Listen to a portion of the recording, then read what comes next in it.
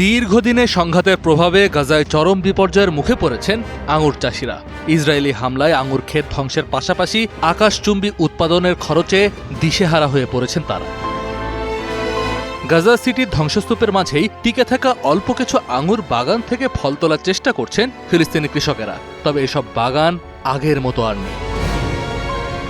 স্থানীয় কৃষকদের দাবি, সামরিক অভিযানে অধিকাংশ বাগানই বুলডোজার দিয়ে গুঁড়িয়ে দেওয়া হয়েছে। এখন আগের মাত্র 10% আঙুর গাছ বেঁচে আছে। আঙুর চাষী নাসের আবু হিজাইয়া জানান, যুদ্ধের আগে আঙুর গাছের পুরো জমি ঢেকে থাকতো। যুদ্ধ শেষে এসে দেখি গাছগুলো সব শুকিয়ে গেছে। ট্যাঙ্কের আঘাতে 3 ভাগের 2 ভাগের বেশি জমি ধ্বংস হয়ে গেছে। আগের 10% বেশি গাছ আর অবশিষ্ট নেই।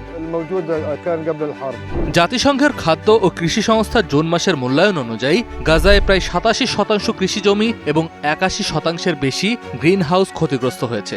এতে কৃষিখাতে ক্ষতি হয়েছে প্রায় $3 বিলিয়ন।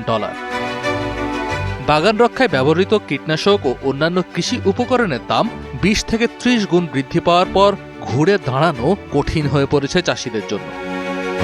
নাসের আরও বলেন, আমাদের বড় কষ্ট হলো সবকিছুর দাম কয়েক গুণ বেড়ে গেছে। যে কীটনাশকের বোতল আগে 50 শেকেলে কেনা যেত, তার দাম এখন 7 থেকে 800 শেকেল। কৃষকদের জন্য এটা বড় সংগ্রাম, কারণ পরিচর্যা খরচ 20 থেকে 30 গুণ বেড়ে গেছে। উৎপাদন কমে যাওয়ায় চরম সংকটে পড়েছেন স্থানীয় ব্যবসায়ীরাও।